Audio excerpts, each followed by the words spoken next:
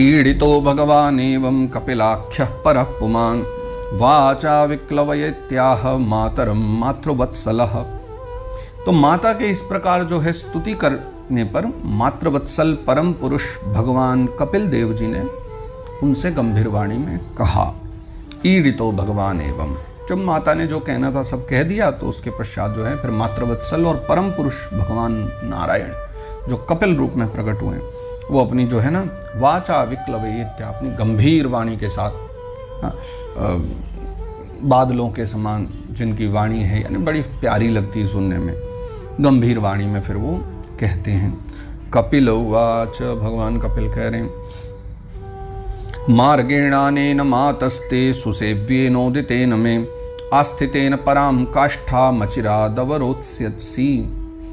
हे माँ, मैंने आपको जो है ना ये सुगम मार्ग बतलाया, मैंने अब तक जो चर्चा करी है वो सारे सुगम मार्ग थे, वो क्लिष्ट नहीं है। इसका अवलंबन करने से तुम्हें शीघ्र ही जो है ना परम पद की प्राप्ति होगी। मार्गेण अनेन मातस्ते सुसेव्येनोदितेन में, उदितेन में यानी मेरे द्वारा बतलाया जो मार्ग है ना, अनेन मार्गेण मातस्ते, हे माँ इस मार्ग के द्वारा अगर तुम जाओगे, सुसेव्येन यानी बहुत सरल मार्ग मैंने जो बतलाया, आस्थितेन पराम काष्ठाम अचिरादवरोत्स्यसि यानी बहुत ही जल्दी जो है आप इससे क्या करोगी, शीघ्र ही परम पद प्राप्त कर लोगी। श्रद्धत्स्वेतैन महत्तम मह्यम जुष्टम यद ब्रह्मवादिभिः येन माम भवम याया मृत्यु मृच्छन्त्य तद्विदः। तुम मेरे इस मत में विश्वास करो, मैंने जो कहा है, जो मत बतलाया उसमें विश्वास करो। ब्रह्मवादी लोगों ने इसका सेवन किया, यानी पुराने जो ब्रह्मवादी हैं वो सब इसका सेवन कर चुके हैं, इसका सेवन करते हैं, विश्वास करते हैं, तो तुम भी करो। इसके द्वारा तुम मेरे जन्म मरण रहित स्वरूप को प्राप्त कर लोगी। यानी ये कपिल रूप में तो मैं प्रागट्य हुआ हूँ, लेकिन मेरा वह जो ब्रह्म पद है, यानी जहाँ जन्म मृत्यु आदि नहीं है, उस पद को जो है तुम प्राप्त कर लोगी। तो जो लोग मेरे इस मत को नहीं जानते वे जन्म मृत्यु के चक्र में पड़े ही रहते हैं, यानी जो नहीं जानते नहीं समझते तो पड़े ही रहेंगे चक्र में, और जो जानते हैं वो इससे मुक्त हो जाते हैं। और इतना कह करके फिर कपिल मुनि शांत हुए, क्योंकि कथा तो उन्होंने सारी सुनाई दी थी। तो अब जो है फिर मैत्रेय मुनि पुनः कह रहे हैं,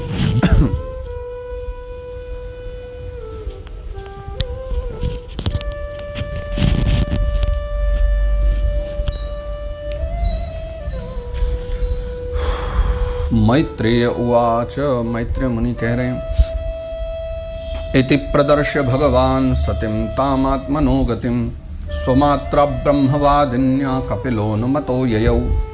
इस प्रकार जो है अपने श्रेष्ठ आत्मज्ञान का उपदेश करके कपिल देव जी अपनी ब्रह्मवादिनी जननी की अनुमति लेकर वहाँ से चले गए। यानी कपिल मुनि का और देवहूति माता का जो संवाद है वो यहाँ विश्राम होता है और कपिल मुनि अब यहाँ से विदाई लेते हैं। तो स्वमात्रा ब्रह्मवादिन्या कपिलो अनुमतो ययौ।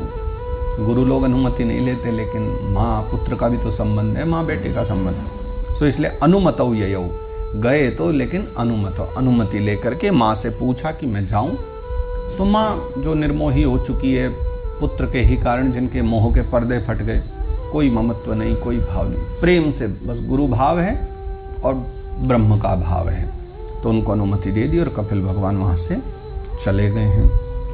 अब आगे मैत्रेय मुनि कह रहे हैं, सा चापि तनयोक्तेन योगादेशेन योगयुत तस्मिन्नाश्रम आपीढ़े सरस्वत्याः समाहिता। तब देवहूति जी भी क्या करते हैं कि सरस्वती के मुकुट सदृश अपने आश्रम में, यानी सरस्वती के निकट ही वो आश्रम जो बना हुआ है करदम जी का, ऐसा लगता है मानो सरस्वती नदी का मुकुट हो, है ना, उसमें अपने पुत्र के उपदेश किए हुए योग साधन के द्वारा योग अभ्यास करती हुई समाधि में क्षमा करें, वो योग साधना में लग गई। पुत्र ने जैसे जैसे बताया था वैसे वैसे योग साधना करते हुए और धीरे धीरे वो जो है योगाभ्यास में ही स्थित होकर के, और फिर क्या हुआ एक दिन कि धीरे धीरे जो है योगादेशेन योगयुत, फिर जो है ना योगाभ्यास करती हुई समाधि में लग गई। यानी पहले तो पतिदेव लगे थे करदम जी, फिर वो संन्यास ले लिए। अब जो है देवहूति माता भी उसी विधि से जैसे पुत्र ने बतलाई थी ठीक उसी प्रकार से समाधि में स्थित हो गई हैं। आगे कहते हैं, अभीक्ष्णावगाह कपिशान जटिलान कुटिलालकान आत्मानं चोग्र तपसा बिभ्रति चीर्णम कृशम। त्रिकाल स्नान करने से उनके जो घुंघराली अलके हैं ना, अलके मतलब वो जो क्या बोलते हैं आप, लट यानी जो केश होते हैं, और वो घुंघराले घुंघराले उनके जो केश थे, सुंदर सुंदर केश थे, है ना, उनका क्या हो गया कि जटिलान कुटिलाल कान, यानी वो जो थी वो भूरी भूरी जटाएं बन गई, यानी वो जो केश थे सुंदर रेशमी से, वो जटा बन गए, भूरी भूरी जटाओं में परिणत हो गई।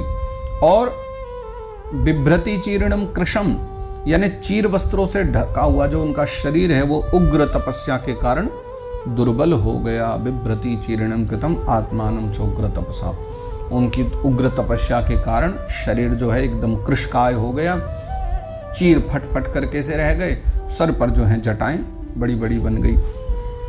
प्रजापते कर्दमस्य तपोयोग विजृंभितम स्वगार्हस्थ्य मनोपम्यम प्रार्थ्यम वैमानिकैरपि, उन्होंने जो है प्रजापति कर्दम के उग्र तप और योग बल से प्राप्त अनुपम जो गाहर से सुख है, जिसके लिए देवता भी तरसते थे, त्याग दिया। यानी कर्दम मुनि ने अपने तप के प्रभाव से उनको सब दिया था, क्या नहीं दिया कि अब जो है मौज से रहो बिल्कुल, तो अपने तप और योग बल से दिया था। लेकिन उस अनुपम गार्हस्थ्य सुख को, यानी वो गृहस्थी का जो सुख है, जिसके लिए देवता भी तरसते थे कि कहीं ऐसी कृपा हम पे मिल जाए, स्वर्ग में वो सुख नहीं जो कर्दम जी ने देवती माता को दिया, गृहस्थ का सुख, उन्होंने उसको भी त्याग दिया। बोले ये सब क्षणिक है, मुझे नहीं चाहिए। और उन्हें तो वही मुमुक्षुओं वाला मार्ग अच्छा लगा, तो पुत्र के बताए मार्ग पर सब त्याग करके वो समाधि में लग गई।